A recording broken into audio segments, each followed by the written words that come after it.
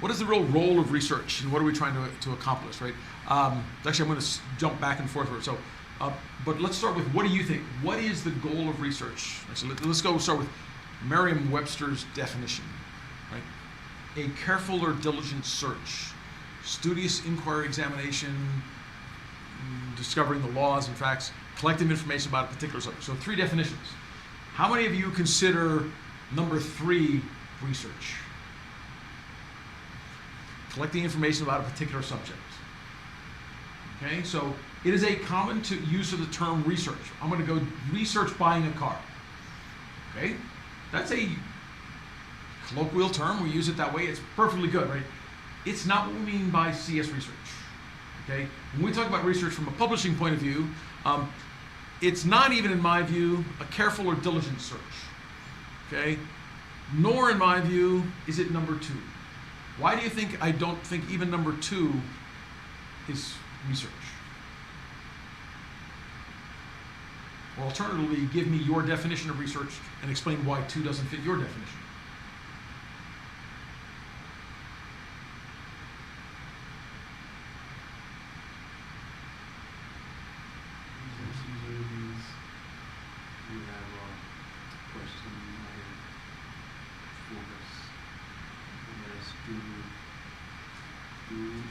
All 3 of them are research to a certain extent, but we lack that focus side to this aspect. Right. So all 3 of them are, well, it's not just the lack of focus. I mean, that's anything else. Anything else people want to add? What's missing?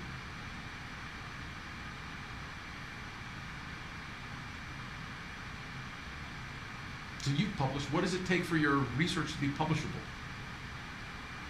I have a very disillusioned opinion of academic research. I don't know if you want to ask me in front of other people. Yes, I do.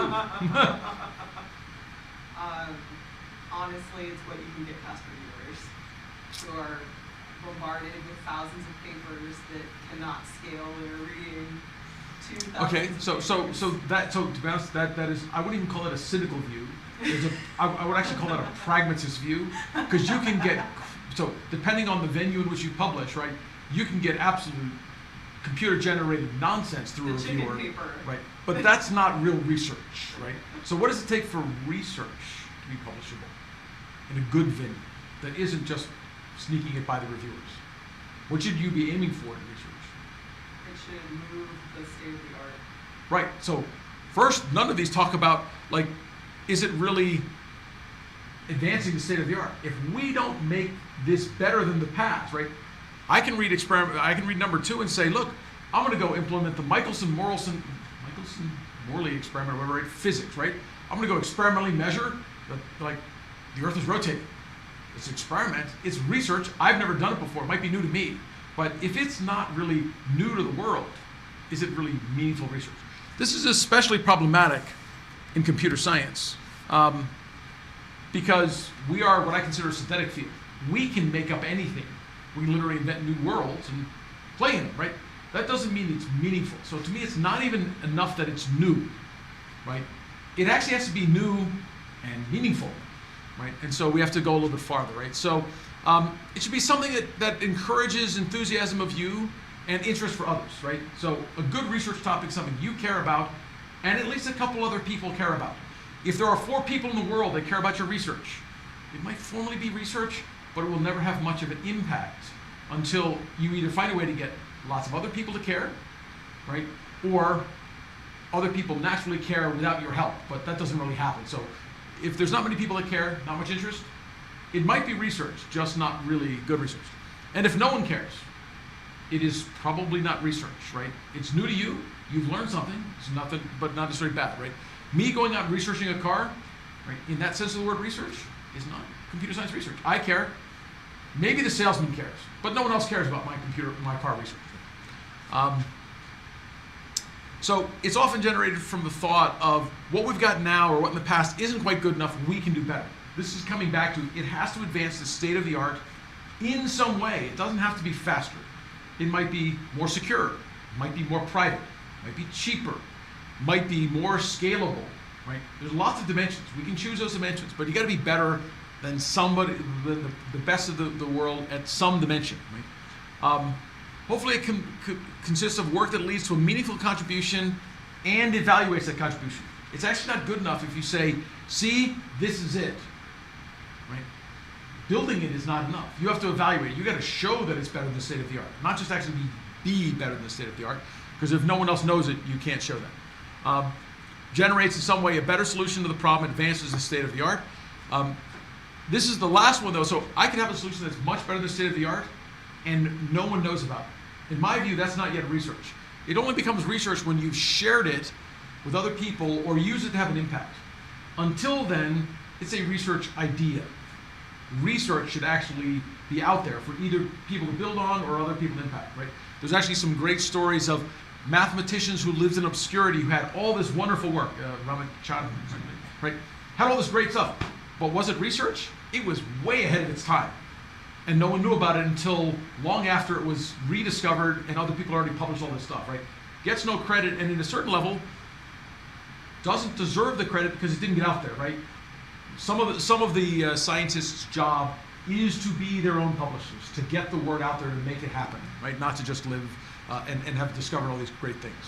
And it probably needs to be reviewed before most people will consider using it, right? So it does have to get through those reviewers, and part of your job will become writing in such a way that the reviewers will accept that. In fact, I'll talk a lot about how to write to get not just through the chicken shit reviewers, but get good reviewers to actually take the time to read your paper and give it the consideration it should get.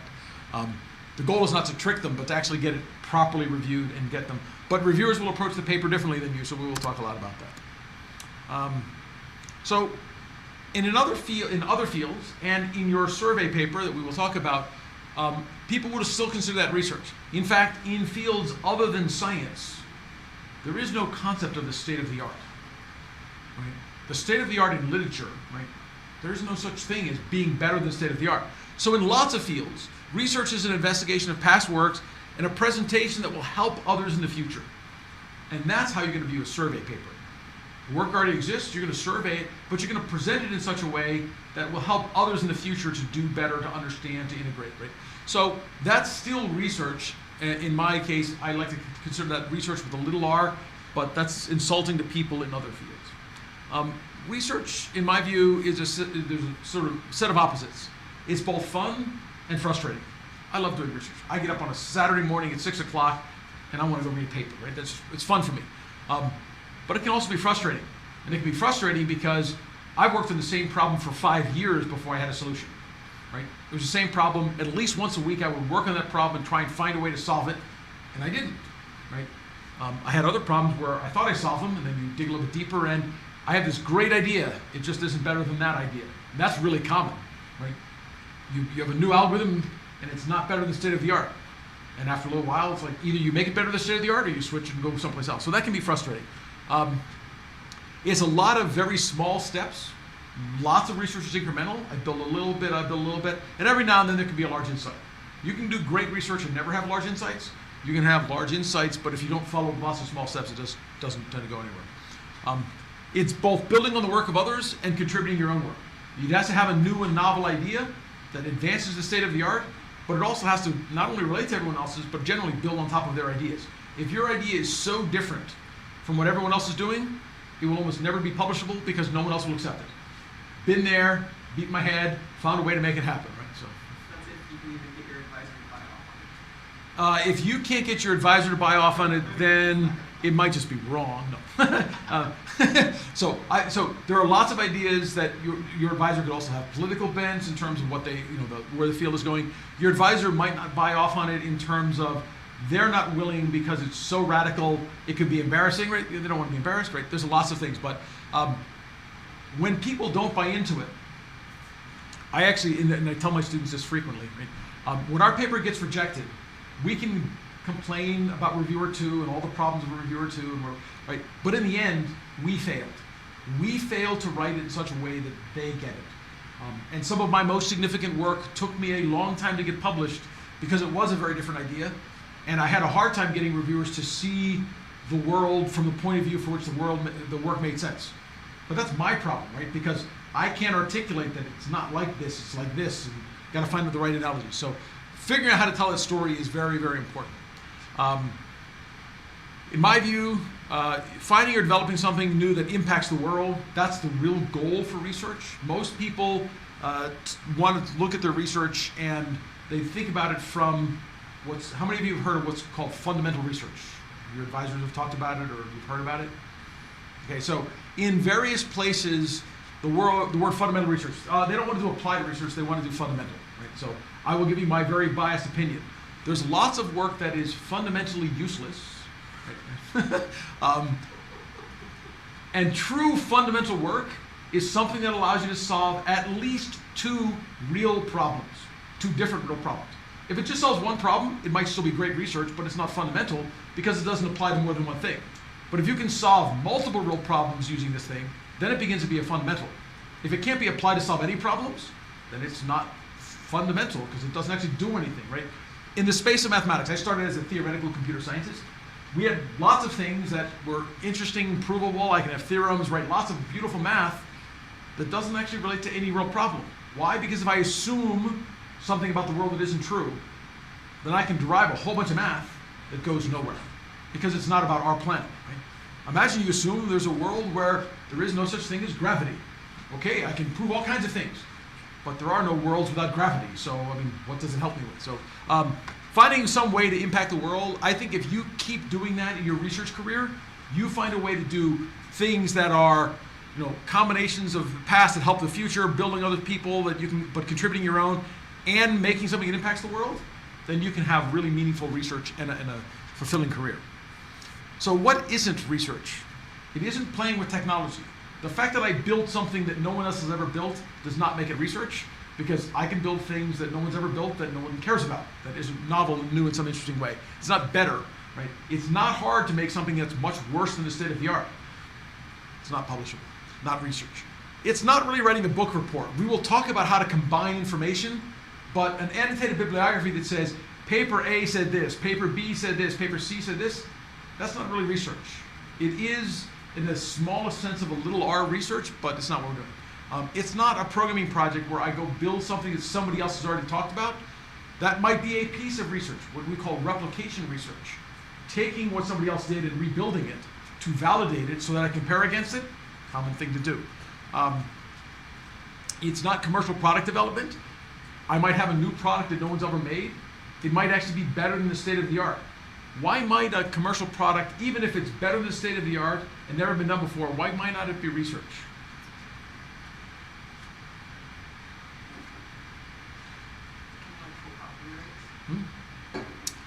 Well, it might be related to intellectual property rights, right? I might not tell anyone else how to build one or how to do it.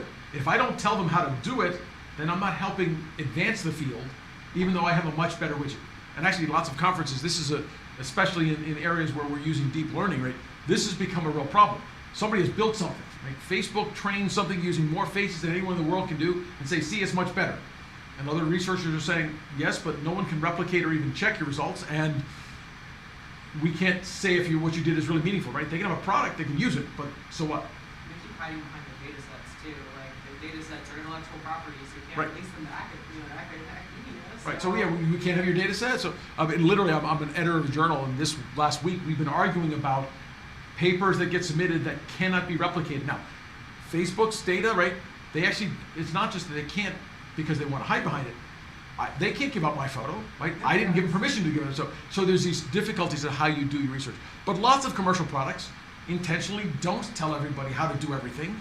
Therefore, they have a competitive advantage. But also means it's not really pure research because we can go. Now, lots of commercial companies do really good research. Google, Facebook, lots of companies are doing really good research. They publish about it, right? And their products may or may not have that in them, right? So there's a balance there. And it's really not doing what other people have done. As I said, you can do replication research, but that's generally a piece of a bigger thing. Although replication research can be very interesting in a survey paper where I take something that published it, was implemented, they tested it on one data set, now I go test it on 10. And I sort of evaluate it in a broader way. In a sense, that's not doing what others have done. No one else has published on these 10. Right? So then I've actually added to the knowledge base. So most of the time when you do replication research, the part that makes it interesting is either their work can't be replicated, we've implemented it and it does something completely different, or it does exactly what they said over here, but over here it's like completely useless, or it's much better. Always interesting things that can happen.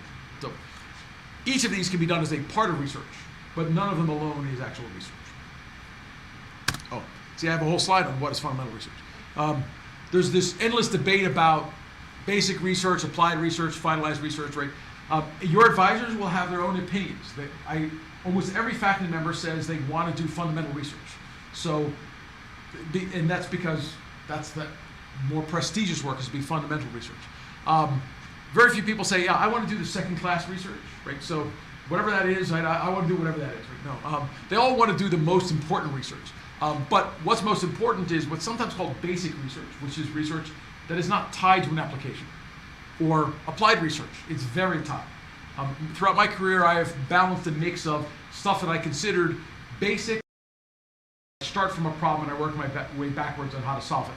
Most of my basic research doesn't go very far, but some of it has been because I saw this as a general issue across many problems. So it's driven by what I learned in applied research. Finalized research is a term you don't hear very often, but it is actually a subset of research where it's pretty much the last word on the subject. Right? It's odd because if you solve this problem, then afterwards, like, there's no way to build on it. Right? It's most common in math, where you'll find a finalized research paper that took this long-standing problem and proves it. At that point in time, there's no more you can do. The solution has been proven, right? Sort of interestingly, if you really solve the problem, it doesn't always generate a lot of public citations and research after that because the problem's done. So it goes differently. So some say that something is pure form and applications leads to result is what they consider fundamental research. A second answer is research result that has some scientific value if it interests people and it's novel and it has some genericity, so it can be used in more than one problem. As I said, a result that solves a problem and has some general scientific value, and in my case, it has to solve multiple. I guess I didn't quite capture that, right? It should solve multiple problems. That's what it means to have scientific generality, right? That's really fundamental. If I can't solve a real problem, if I have to make assumptions about the world that aren't true to get a proof, then when I go to apply that, if those assumptions are approximately true sometimes, then it's actually valuable.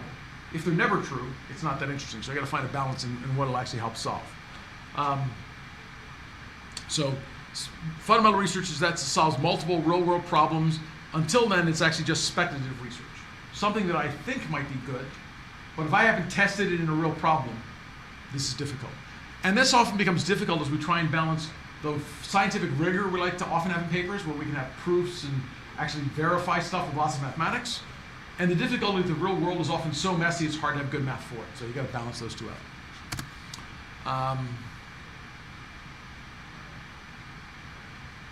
So I will put some comics in here and there throughout just for some fun. But as a scientist, you want to be careful to talk about science with other people in other fields, right? So if you say, for example, things that can really, like here we have a social scientist use real data, right? Where they do interviews and whatever. If you talk about a research field other than one you're comfortable with, they might have research methodologies very different. You don't want to insult them. There in fact might be things you can learn from them about how to do research in their field. Social scientists work with people.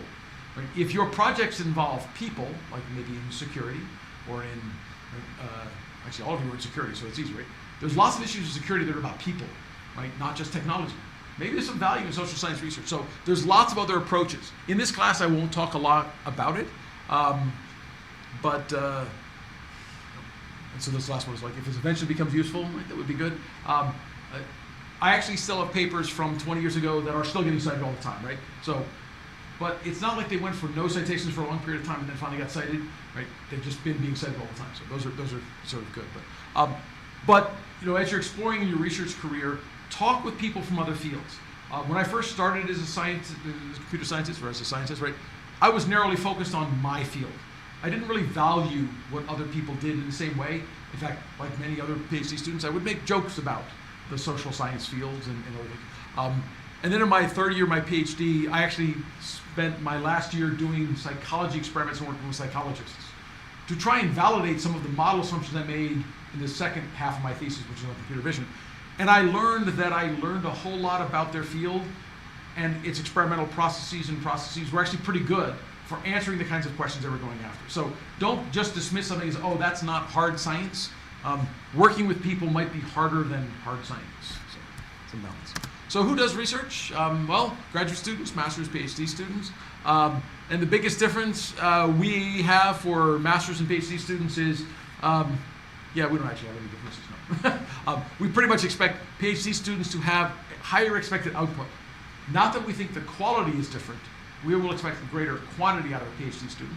And to be honest, maybe a little greater novelty, right? Although novelty is only one dimension of what you're going to do. At universities, we have postdocs and faculty. In industry, there are research scientists and a number of other technical workers that have different titles but might be doing some level of research. And then even the chance for undergraduates. There are no undergraduates in this class. I added this, right? There might be, right? I've done lots of undergraduate research. I've published papers with many of them. So who does research? Well, there's pretty much either you're working by yourself as an individual or teams.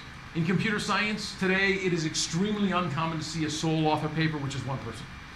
It happens, but it's not very common. And in fact, I learned my lesson when I had some of my PhD students go publish papers entirely on their own without me as their advisor. Later on, when they were doing job interviews, some of the people they interviewed with asked me, so is this guy so egotistical that he won't work with people? Right? So I learned a hard lesson, which is it's so uncommon that when it happens, people think something is wrong. So, computer science and lots of science has become a team sport. Teams almost always make the process easier.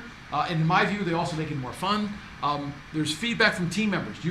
It's really hard to look at something from other than your point of view. You can try. You can be schizophrenic and look at it from multiple points of view, but most people can only see the world from a narrow set of views. Other people bring in other things.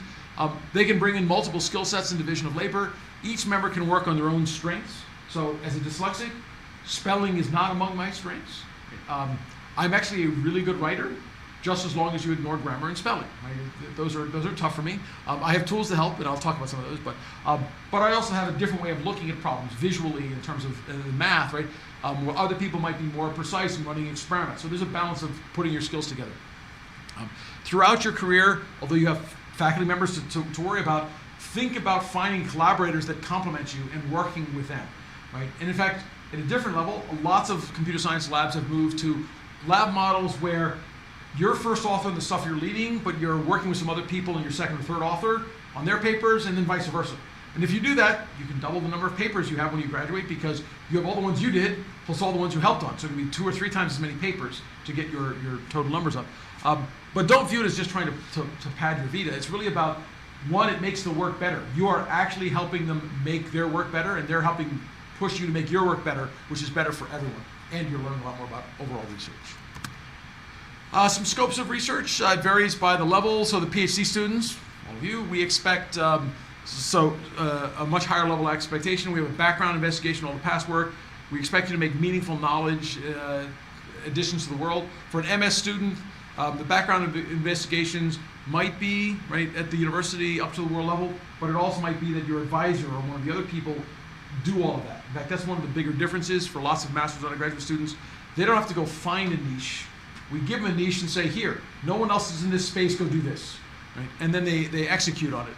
But we're still expecting to make a meaningful addition.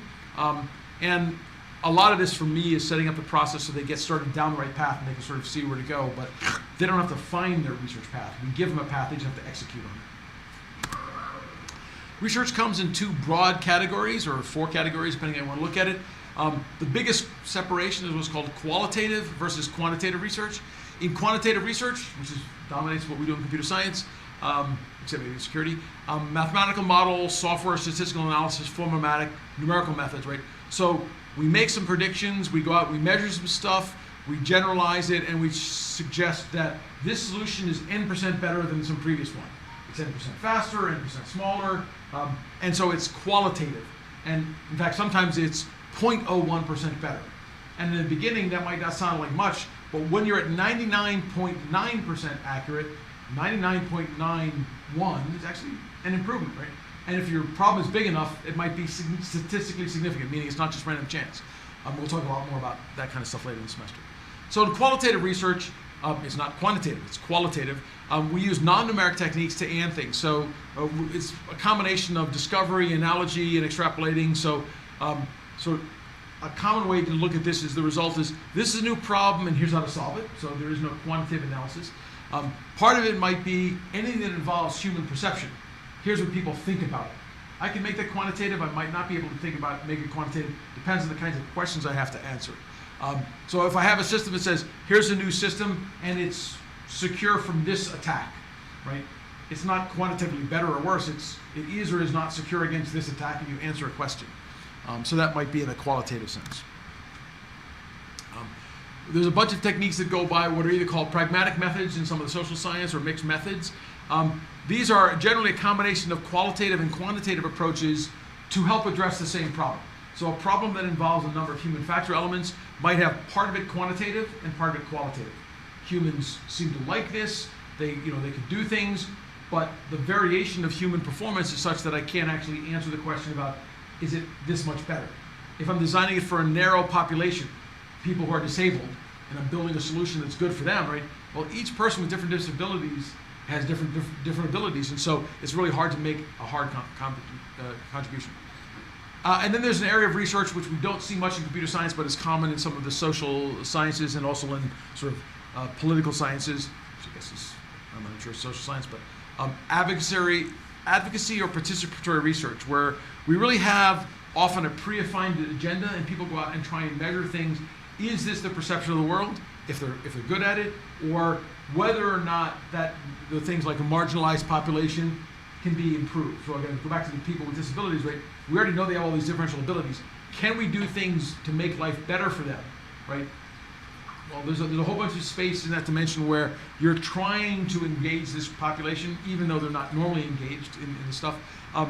It doesn't actually have to be that when you do that research, your results are much better in some quantitative sense, and you don't have a large enough population to do a qualitative analysis.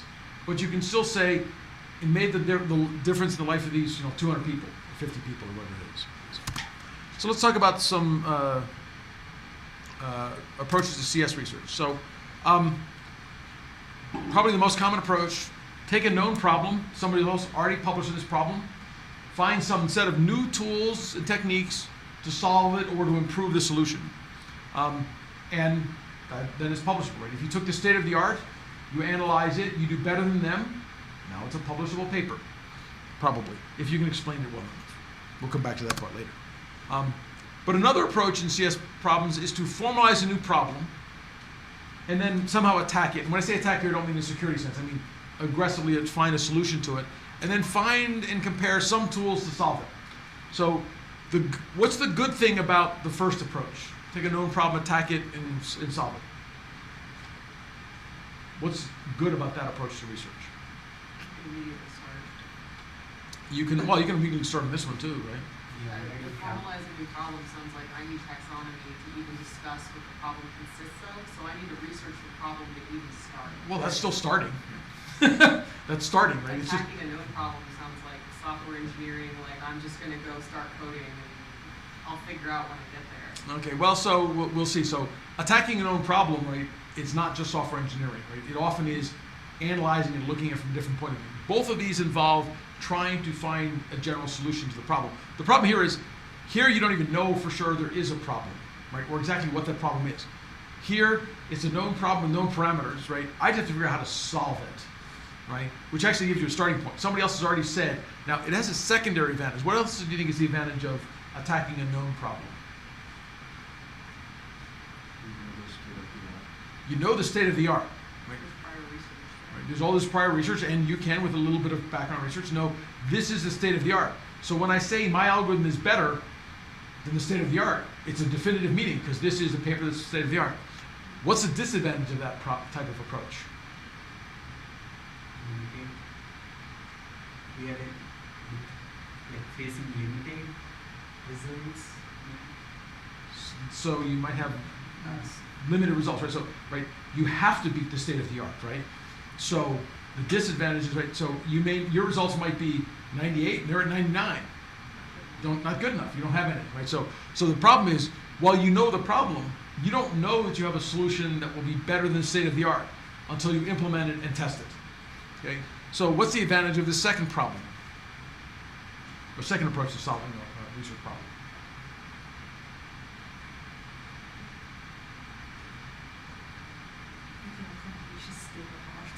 Right, so if it's a new problem, you are almost by definition the state of the art, right?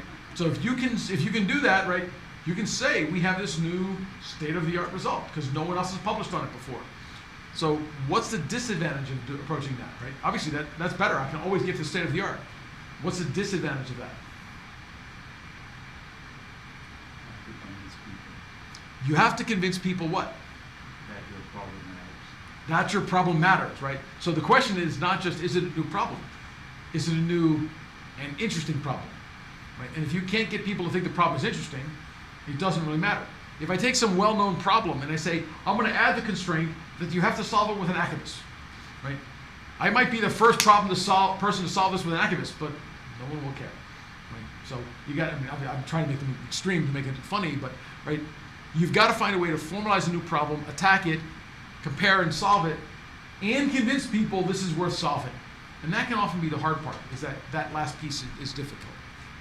Okay, and then there are papers you will find that basically build a new tool and test it on your own private data. Okay, that is not research, right? Doesn't mean you won't find papers, because you can get all kinds of stuff through reviewers. That is not good research. So don't focus. Even if you see the papers, don't worry to say like, oh, I would do the same like they did, right? So going back to the first one, attack a known problem, find and compare tools, right? Well, if I build a new tool and I test it on my own private data, I'm not actually comparing it, right?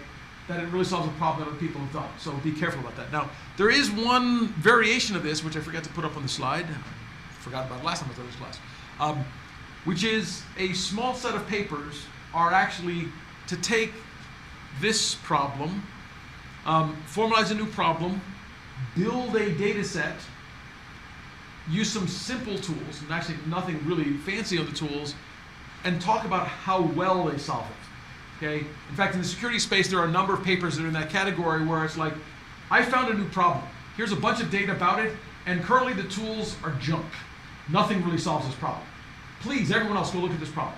And it turns out that has enough contribution that you can find a problem. So it's a variant of this. It's not just find a new problem, because it's find a data set. I can describe the problem, but if there's no data set, I'm not helping people solve it. So either I define a problem and I actually do a good job of solving it, or I find a problem and I provide data that other people can use to try and solve a problem, and that can be a very effective paper. And I used to not like those papers, but it's become more and more common as we've gone to a more big data kind of world where people make data set papers, and they can actually be pretty significant. It can be very hard to get the data. And to be honest, one of the reasons to publish the papers are to give people for the amount of work it takes to build such a data set. So I've got actually 4 or 5 of these papers now in my history, where we built a large data set for steganography, and it took us 4 or 5 months worth of effort to build the data set, and then we evaluated all these tools, and we sort of found, gee, it's sort of interesting. All the state-of-the-art tools do well in a very little niche, but they don't do well in a broader set of data. Right? And so our work was useful and got cited because it pushed people to go beyond the simple academic data sets that had been there before and get to a much larger set of data. So, in fact, this year at my main conference, CVPR is the main conference in computer vision, we have an award of the paper that stood the test of time, a paper that 10 years later has really made a difference in the field. This year's award was a paper on a data set called ImageNet, right? And it has, I don't know, 400,000 citations. It's ridiculous numbers of citations, right? So, very influential. Okay, but despite all, we're talking about for research, right? It's not good research until it's put in the context of the related field. It's better than the state of the art in some way. It's described well enough to be reproduced. This one is touchy. There's a lot of papers where you read them and you will struggle with this. You read this paper and there's simply not enough details to reproduce it, right? In my view, that paper shouldn't be published. They should push you. But it's tough as publishing venues have. In the olden days, we had a much more difficult problem because we had this thing called paper. I don't know if you guys have seen this, but we used to publish our conference proceedings on paper, and you would get this giant book, sometimes a book this thick with multiple volumes. And because of the cost of printing, we had these page limitations. So we would say the paper is only allowed to be 4 pages or 6 pages. And it was really hard to describe everything in 6 pages. So back then it was pretty common that the papers would give you a highlight, and then if you really want to understand what you do, you had to go find the person's thesis. Now, and that's still a little bit true today, because most of our conferences have only upgraded to maybe 8 pages.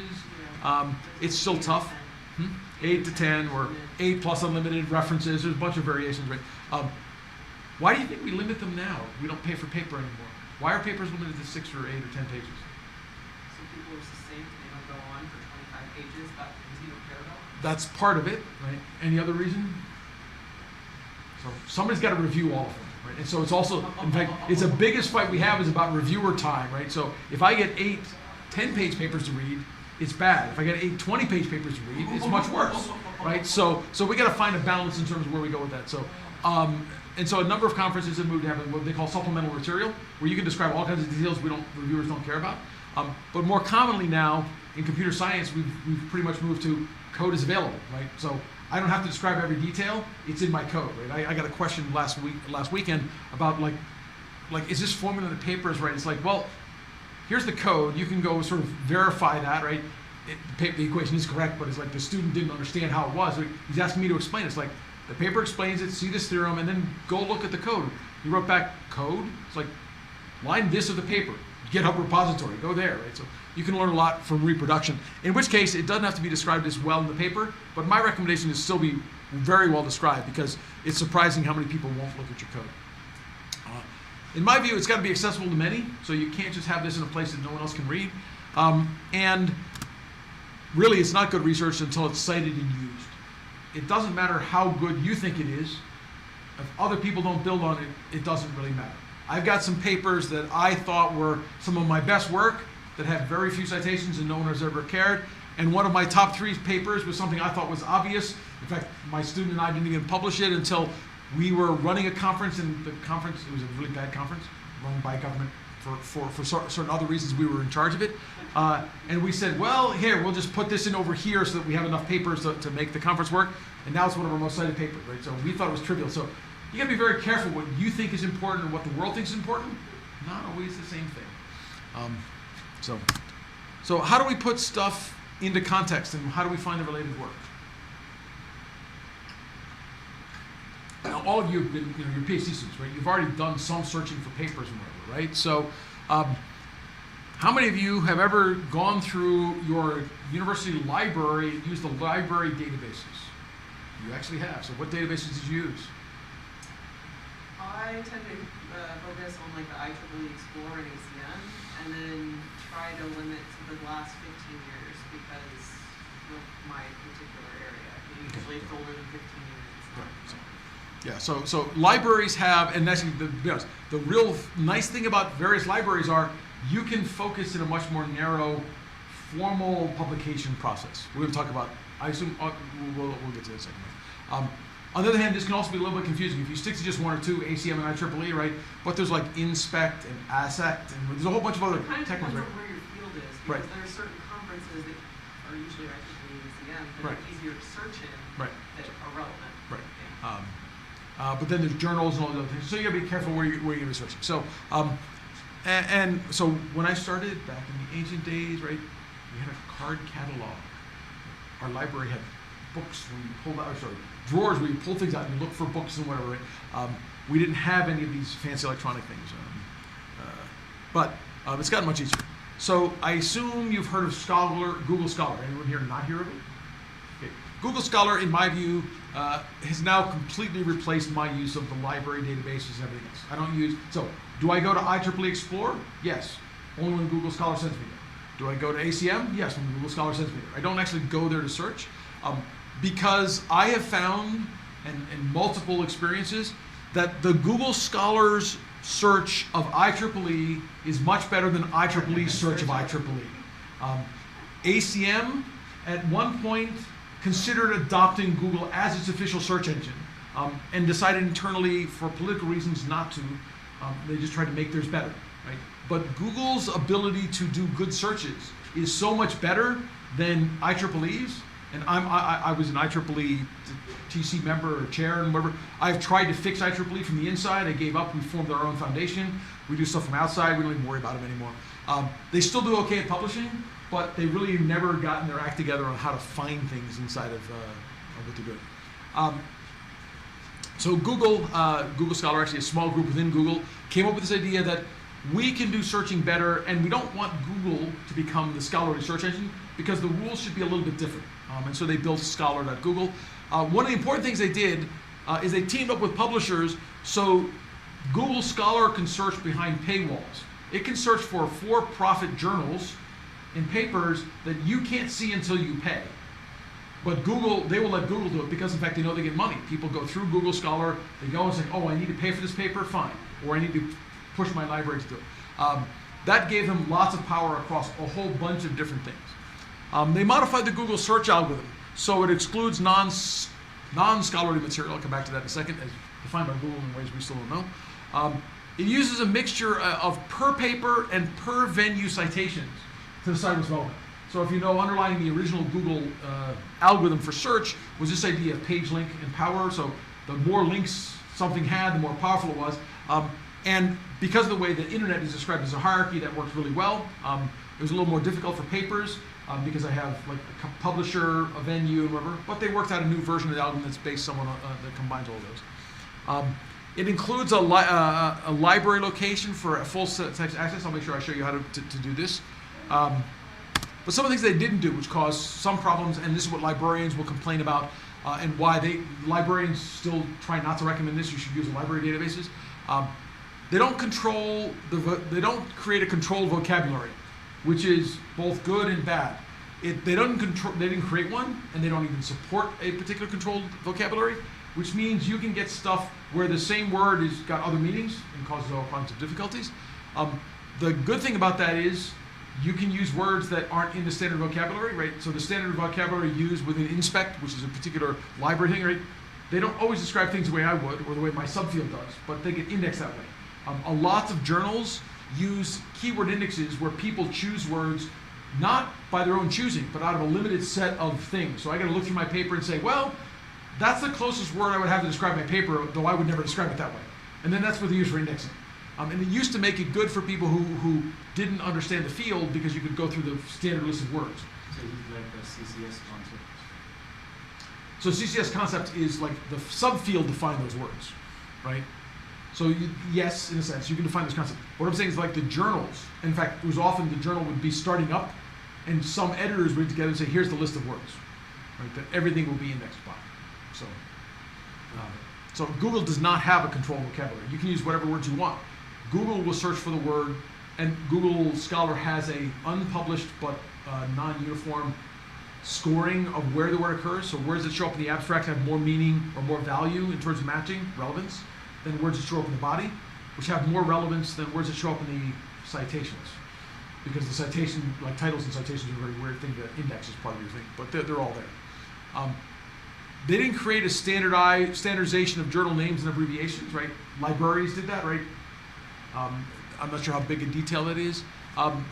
They don't give any details of which journal publishers they include other than what you can find, right? So if you go to Google and you ask what journals are indexed, right? The answer is they don't have a list of them. They refuse, even though they've been pushed many times, to release a list of them because they say, well, even if I publish a list, I might change it next week, right? So this is Google. We continually update things. So if you can find a journal, it's there. If you can't, probably isn't, right? Depends on how you search for it. So you got to search a couple of times.